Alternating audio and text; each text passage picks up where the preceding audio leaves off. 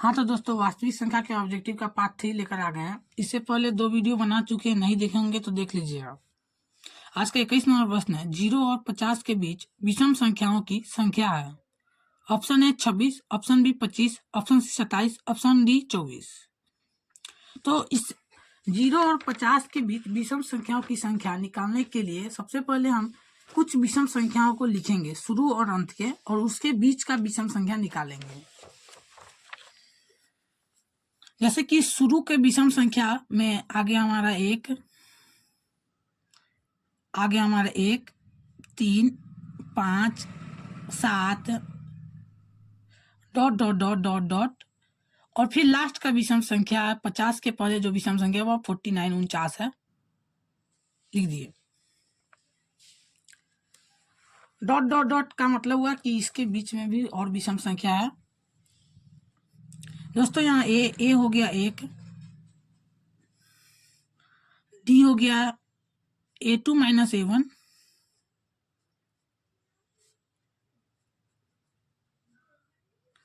दो हो जाएगा डी, और एनवा पद हो जाएगा 49, एनवा पद हो जाएगा 49। दोस्तों एन बराबर फॉर्मूला होता है A + n-1 into D. N हमारा 49 दिया हुआ है, A1 है और डी हमारा 2 है। डी मतलब सार्वंतर।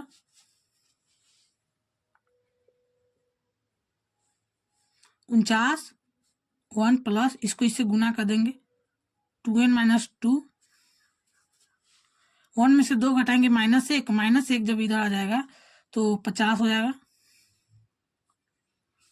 Equal to 2n। n बराबर हो जाएगा 50/2, और हो जाएगा 25।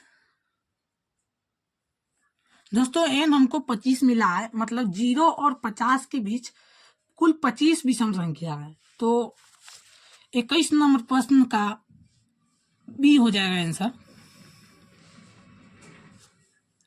22 नंबर प्रश्न को देखते हैं।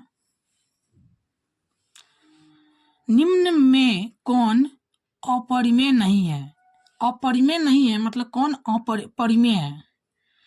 तो परिमेय संख्या के बारे में बताएं कि जो रूट में हो और पूर्ण वर्ग हो। पूर्ण वर्ग मतलब जिसका वर्गमूल निकले। तो रूट 10 का वर्गमूल तो नहीं निकलेगा, इसका भी नहीं निकलेगा, इसका भी नहीं निकलेगा। √121 इसका वर्गमूल निकल जाएगा, और यह परिमेय संख्या है। 22 का डी हो जाएगा। 23 नंबर प्रश्न को देखते हैं।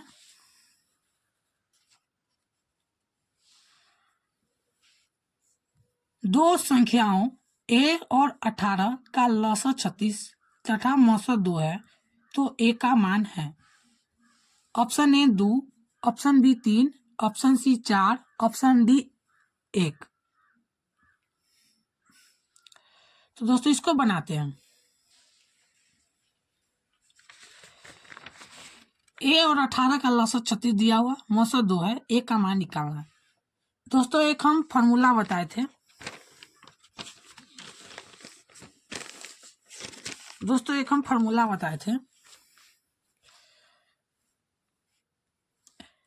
एक फॉर्मूला बताए थे, a गुने b इक्वल टू HCF गुने LCM, HCF गुने LCM। a दिया हुआ है, a हमको निकालना है, और 18 दिया हुआ है, मतलब b दिया हुआ है 18 गुने 18, लौसा 36 दिया हुआ है, और मौसा 2 दिया हुआ है, 2 गुने 36। तो a बराबर हो जाएगा 2 गुने 36 बटा 18। 18 इसको 2 बार में काट देंगे, 2 दूनी 4। a हमको 4 मिल गया, 23 नंबर प्रश्न का ऑप्शन नंबर सी हो जाएगा 4। 24 नंबर प्रश्न को हम देखते हैं। 24 नंबर प्रश्न क्या बोल रहा है उसको समझते हैं। 24 नंबर प्रश्न कह रहा है कि यदि P तथा Q दो अभाज्य संख्याएं हैं तो उनका मसा है। Option A 2, option B 0, option C 3, option D 1। दोस्तों कोई भी दो अभाज्य संख्या का मसा 1 होता है। या आप P और Q ले लीजिए या 2 और 3 ले लीजिए, 11 और 13 ले लीजिए, 23 और 29 ले लीजिए। यह सब दो अभाज्य संख्या है और इस सबका मसा 1 होगा।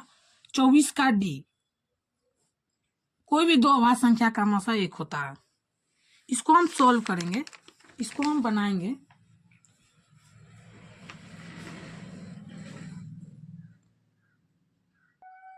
जैसे कि दोस्तों हम दो अभाज्य संख्या 2 और 3 को ले लिए। 2 का जब गुणनखंड करेंगे तो 2 गुणे 1, 3 का गुणनखंड करेंगे तो 3 गुणे 1। दोनों में 1 कॉमन आ रहा है, 1 इसका HCF हो जाएगा।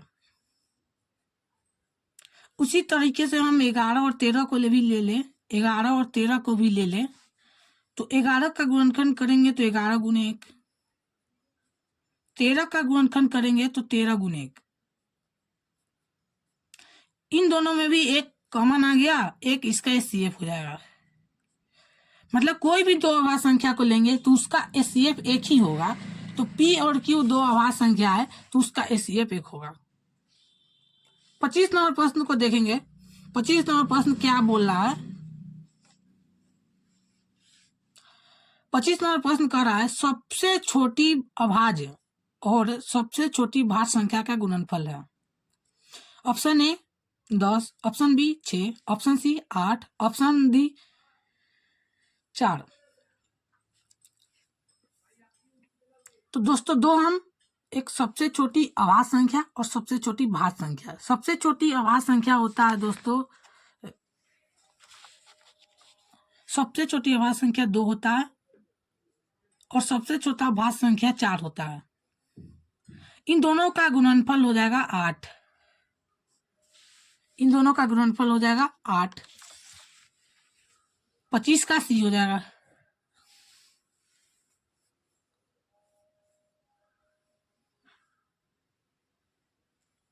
25 का सी हो जाएगा। 26 नंबर प्रश्न को देखेंगे। 26 नंबर प्रश्न क्या बोल रहा है? निम्न में से कौन सा अपरिमेय नहीं है? कौन सा अपरिमेय नहीं है मतलब कौन परिमेय है? परिमेय है, और परिमेय का मतलब हम बताए हुए हैं कि जो रूट में हो और पूर्ण वर्ग हो, मतलब जिसका वर्गमूल निकल जाए। दोस्तों हम 2√3 को देखेंगे तो इसका वर्गमूल भी नहीं निकलेगा। यह एक अपरिमेय संख्या हो गया, यही एक अपरिमेय संख्या है, यही एक अपरिमेय संख्या है। लेकिन ए को देखेंगे √64/81, यह एक परिमेय संख्या है क्योंकि इसका वर्गमूल निकल जाएगा, यह एक पूर्ण वर्ग है इसीलिए। 27 नंबर प्रश्न है 6/15 का दशमलव प्रसार है। ऑप्शन ए शांत, ऑप्शन बी अशांत, ऑप्शन सी आवर्ती, ऑप्शन डी कोई नहीं। 6/15, 6/15।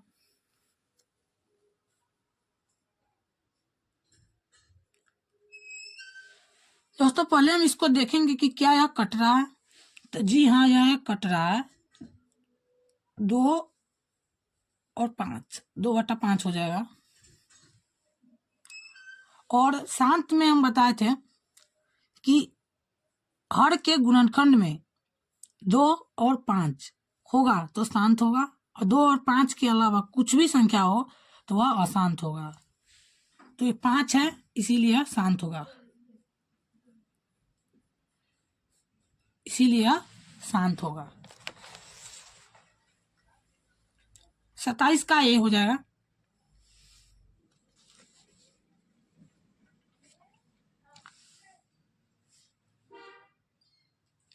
28 नंबर प्रश्न है दो क्रमिक सम संख्याओं का HCF होगा। Option A 1, option B 2, option C 3, option D 5। तो दोस्तों दो क्रमिक सम संख्या को ले लेते हैं, जैसे कि हम 2 और 4 को ले लिए। कोई भी दो क्रमिक सम संख्या को ले लिए और उसका HCF पूछ रहा है, तो 2 का गुणनखंड करेंगे तो 2 गुने 1, 4 का गुणनखंड करेंगे 2 गुने 2। दोनों में 2 कॉमन है, तो इसका HCF 2 हो जाएगा। इसका HCF 2 हो जाएगा। 28 का B।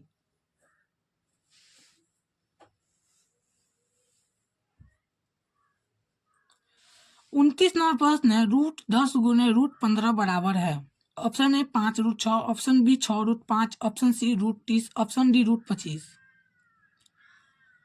तो √10 और √15 दोनों को आपस में गुना कर देंगे। √10 गुने √15 दोनों का आपस में गुना करेंगे तो √अंदर 150 हो जाएगा। 150 का गुणनखंड करेंगे 2 बार में 75, 3 बार में 25, 5 बार में 5। गुना करने पर आया हमारा 2 गुने 3 गुने 5 गुने 5।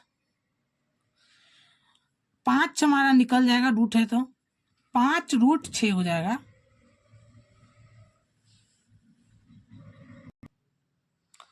तो 29 का ए हो जाएगा 5√6। 30 नंबर प्रश्न को देखेंगे। दो धन पूर्णांकों ए और बी के लिए मौसा ए बी लौसा ए बी बटा ए बी बराबर है। Option A 1, option B 2, option C 0, option D A+B।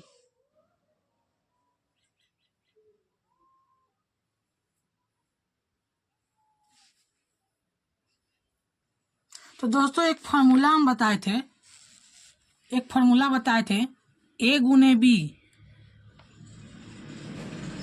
बराबर HCF गुने LCM।